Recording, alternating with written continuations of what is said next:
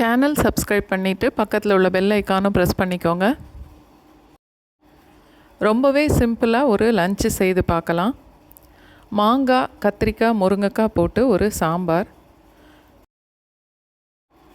அதோடு சேர்த்து சாப்பிட்றதுக்கு நல்லா நிறையா தேங்காய் போட்டு மொளக்கீரை பொரியல். 1/2 கப் அளவுக்கு துவரம்பருப்பு 120 ml கழுவிட்டு ஒரு 4லிருந்து 5 பங்கு வரைக்குமே தண்ணி சேர்த்துட்டு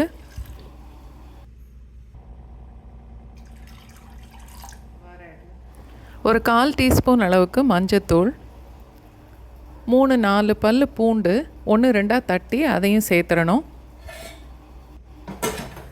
குக்கரை மூடிட்டு ஒரு 6லிருந்து 7 விசில் வரைக்குமே வச்சுட்டு அடுப்பை ஆஃப் பண்ணிடலாம்.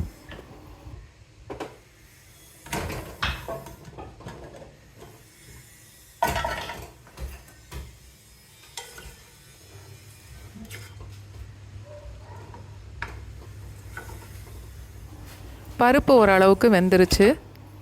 ஒரு 6-7 துண்டு அளவுக்கு மாங்காய், ஒரு 5-6 துண்டு முருங்கைக்காய், ஒரு சின்ன கத்திரிக்காய் எல்லாம் வெட்டி எடுத்திருக்கேன். எல்லாத்தையும் பருப்போடு சேர்த்துட்டு இன்னுமே ஒரு 1/2 கப் அளவுக்கு தண்ணியும் ஊற்றிக்கலாம். தேவையான அளவுக்கு உப்பு, 1 டீஸ்பூன் மிளகாத்தூள் எல்லாத்தையும் கலந்துட்டு நான் கிளிமூக்கு மாங்காய் வெட்டி சேர்த்துருக்கேன்.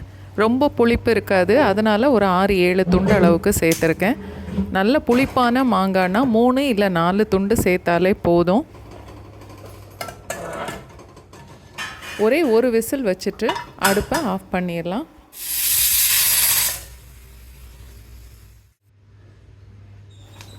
மாங்காய் போட்டு சாம்பார் வைக்கும்போது புளி சேர்க்க வேண்டாம், இந்த மாங்காயில் உள்ள புளிப்பே போதும்.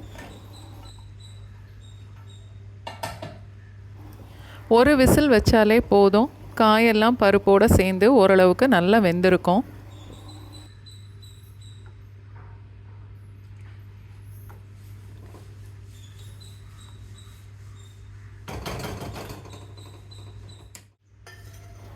ஒரு டேபிள் ஸ்பூன் அளவுக்கு எண்ணெய் சேர்த்துட்டு ஒரு 1/2 டீஸ்பூன் கடுகு, 1/4 டீஸ்பூன் வெந்தயம், அது ரெண்டும் பொரிஞ்சதுக்கப்புறம் ரொம்ப பொடி வெங்காயமாக இருக்கிறதுனால நான் ஒரு 15லேருந்து 20 சேர்க்குறேன். அதோட ஒரு கொத்து கருவேப்பிலை. பெரிய வெங்காயமாக இருந்தால் 2ஆக வெட்டி ஒரு 5-6 வெங்காயம் அளவுக்கு சேர்த்தா போதும். வெங்காயம் நல்லா செவந்ததுக்கப்புறம் 1 டீஸ்பூன் அளவுக்கு சாம்பார் பொடியை அந்த எண்ணெயோடு சேர்த்து ஒரே ஒரு தடவை கலந்துட்டு அடுப்பை விட்டு இறக்கிடணும்.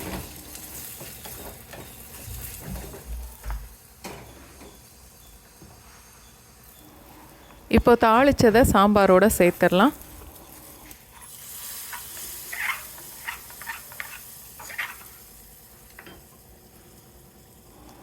சாம்பார் ரொம்ப கட்டியாக இருந்தால் ஒரு 1/2 கப் அளவுக்கு தண்ணி கூட சேர்த்துக்கலாம்.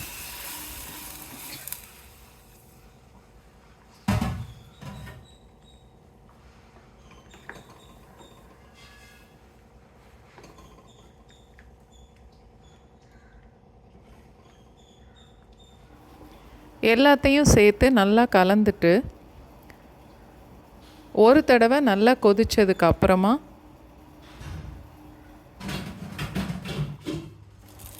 மல்லி இலை சேர்த்துட்டு இப்போது அடுப்பை ஆஃப் பண்ணிடலாம்.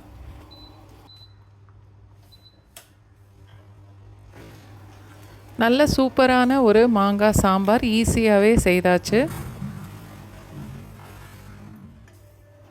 இப்போது கீரை பொரிக்கிறதுக்கு ஒரு 2 டீஸ்பூன் அளவுக்கு எண்ணெய் சேர்த்துட்டு ஒரு 1/2 ஸ்பூன் கடுகு, 1/2 ஸ்பூன் அளவுக்கு உளுந்தம்பருப்பு, 2 மிளகாய் வத்தல், ஒரு கொத்து கருவேப்பிலை, ஒரு 2 டேபிள் ஸ்பூன் அளவுக்கு பொடியாக வெட்டின வெங்காயம் அதை சேர்த்து கொஞ்சம் வதக்கிட்டு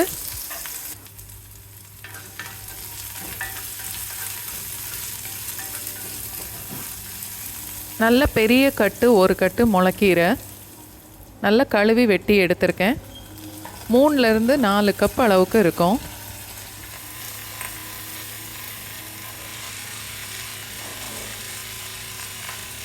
இப்போது கீரையும் வெங்காயத்தோடு சேர்க்குறேன்.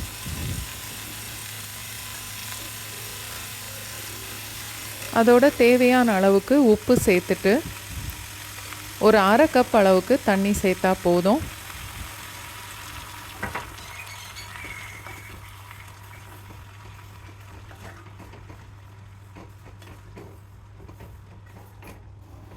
மூடி போட்டு கீரை வேக விடணும்.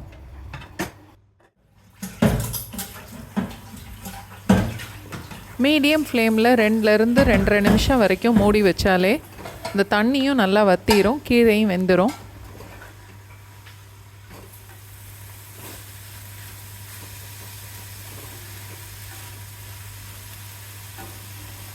அரை கப் அளவுக்கு துருவின தேங்காய் சேர்த்துட்டு இப்போ அடுப்பை ஆஃப் பண்ணிடலாம்.